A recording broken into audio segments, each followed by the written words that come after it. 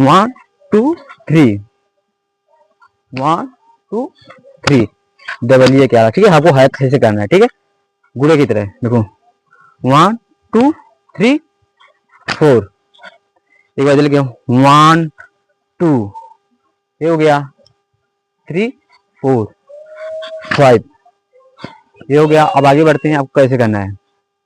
काला कोबरा देखनी, ठीक है, काला कोबरा हो गया देखनी। आपको हाथों को यहाँ पे लेके आना है, पैरों को ऐसे, ठीक है, इधर उधर लेके जाना है देखनी, इस तरह से, ठीक है।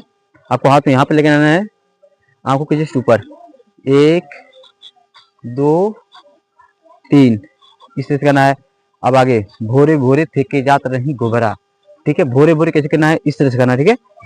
1, इस तरह से देखो, ये पैर इधर लेके जाना है, 1, इस तरह से देखो, एक पैर इधर लेके आना है, फिर एक पैर इधर लेके जाना है, फिर एक पैर इधर लेके जाना है, बिहाइंड हाथ 1 2 3 4, काला कोबरा, ठीक है। हाथों को यहाँ पे एक हाथ से करना है, एक हाथ यहाँ करना है, और पैर को ऐसे कर सकते, ठीक है।